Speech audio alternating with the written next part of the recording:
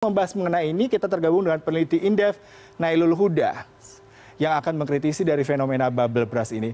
Selamat pagi, Mas Huda. Terima kasih sudah bergabung bersama kami. Mas Huda. Ya. Mas Huda, kalau kita bicara mengenai fenomena bubble brush ini, apa yang bisa Anda kritisi? Apakah memang pertumbuhannya terlalu dominan? Karena dari Kemenkominfo saya mendapatkan informasi ada 5.562 startup di Indonesia. Iya, Mas. Kalau kita melihat memang pertumbuhan startup ini sangat cepat sekali, Mas Yuda ya. Ini bisa dibilang bahwa tahun kemarin aja tuh menurut Kominfo itu ada 2.346.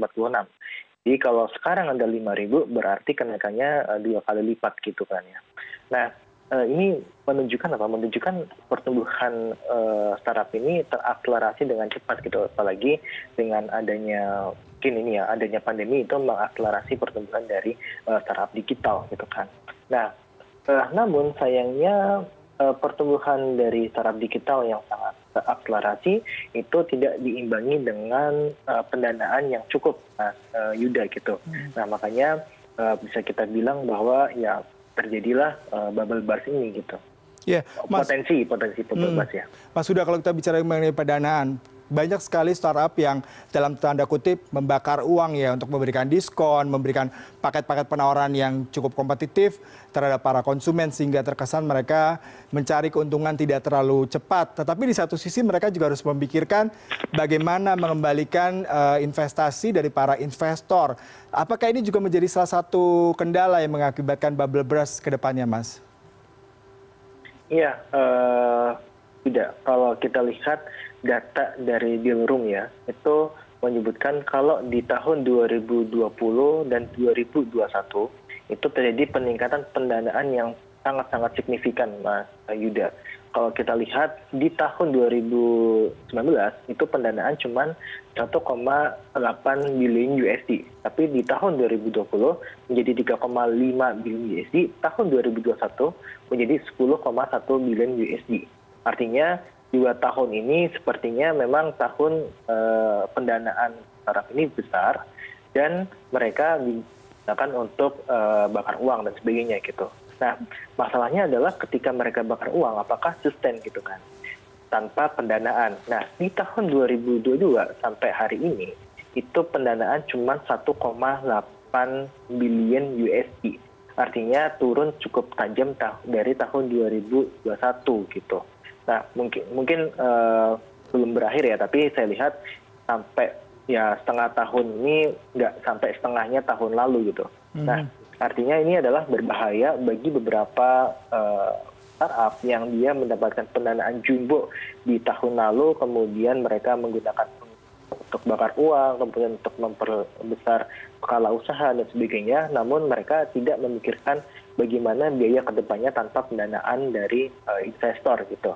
Nah, ini yang dialami oleh salah satu startup di pendidikan tadi yang disebutkan oleh Mas Ida gitu, bahwa mereka meng-hire besar-besaran, kemudian membuka layanan secara besar-besaran juga, namun tidak mendapatkan pendanaan kembali di tahun ini ya. Sebabnya kita harus melakukan efisiensi, Mas Ida. Ya, Mas Huda, kalau ini disebutkan di sini beberapa hal yang mengakibatkan adanya bubble burst ini, salah satunya misalkan perilaku pasar yang tidak rasional, kemudian juga bersikap spekulatif atau bersifat spekulatif. Bagaimana Anda melihat hal ini, Mas? Iya, semacam gini, Mas Yuda. Kalau kita lihat berpaku rasional itu di investor ya. Ketika investor ini melihat valuasi dari beberapa startup yang dinilai memang terlampau tinggi gitu.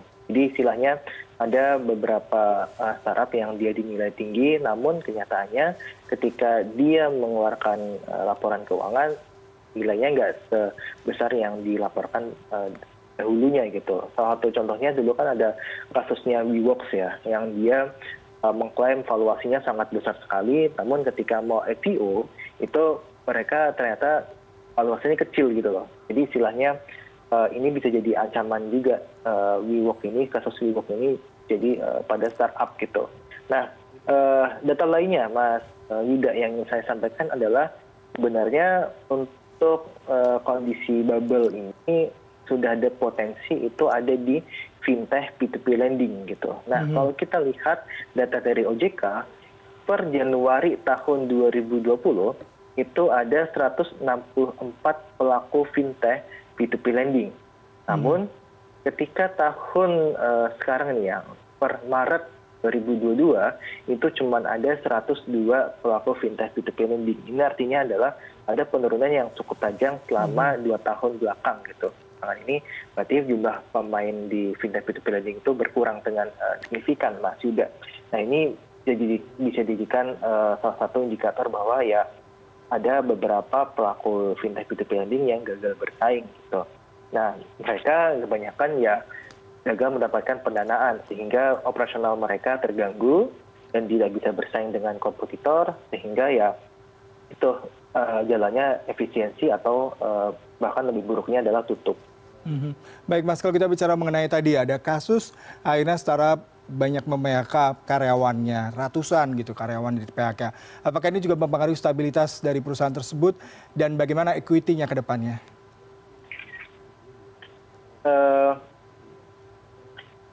Sebenarnya kalau kita lihat di beberapa, ini pasti tergantung dengan model bisnis perusahaan masing-masing, Mas Yuda ya. Ada beberapa yang memang mengandalkan ada labor incentive namanya. Jadi memang mereka bahan tenaga kerjanya lebih tinggi dibandingkan dengan bahan modal gitu kan.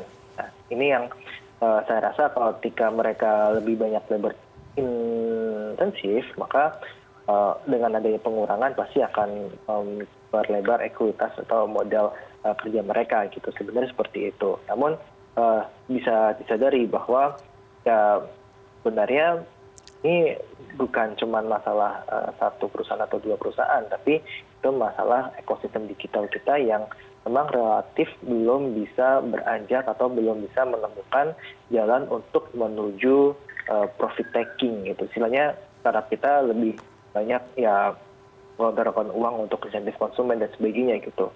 Belum menuju ke arah profit taking ini yang berbahaya sebenarnya, Mas Yuda, ketika perusahaan dia sebenarnya membakar uang, namun tidak ada roadmap bagaimana caranya mereka bisa keluar dari strategi bakar uang ini sehingga mendapatkan pendapatan gitu. Nah, pendapatan ini bisa digunakan untuk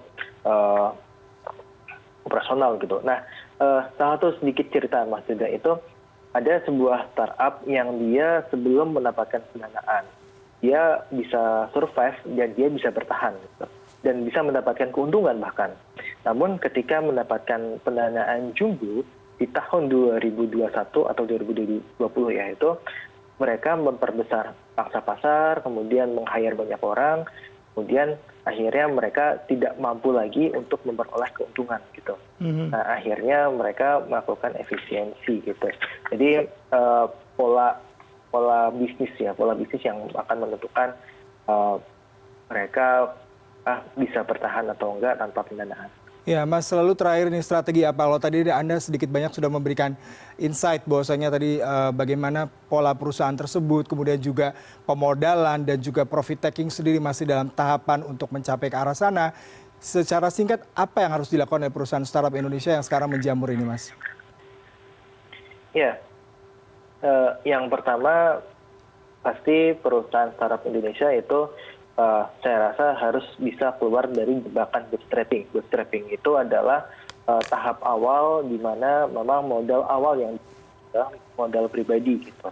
Nah, biasanya di cuman 25% dari startup digital di Indonesia yang itu bisa keluar dari jebakan bootstrapping gitu. Nah, setelah dari keluar dari jebakan bootstrapping itu adalah preset gitu. Nah, preset inilah yang saya rasa krusial banget. Kemudian kalau kita melihat sedikit sekali yang dia masuk ke preset ya, ini yang saya rasa itu harus bisa istilahnya dipikirkan oleh startup kita di Indonesia bagaimana caranya keluar dari jebakan bootstrapping itu. Nah, kalau kita melihat itu salah satu caranya adalah yang tadi saya sebutkan, membuat roadmap bagaimana nantinya boleh bakar uang, namun bakar uang sampai kapan dan kemudian apakah bakar uang itu efektif atau enggak gitu.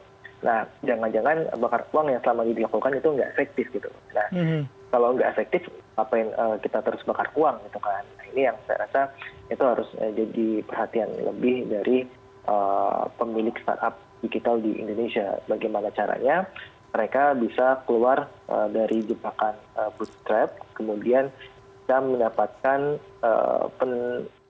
positive income tanpa harus melalui pendanaan dari investor gitu. Nggak apa-apa hanya investor, tapi mereka juga harus bisa membuat simulasi kalau nggak ada investor, mereka apakah bisa bertahan atau nggak gitu. Nah, ini yang jarang dilakukan oleh startup digital Baik, di Mas. lokal kita. Ya, terima kasih Mas Nailul Huda.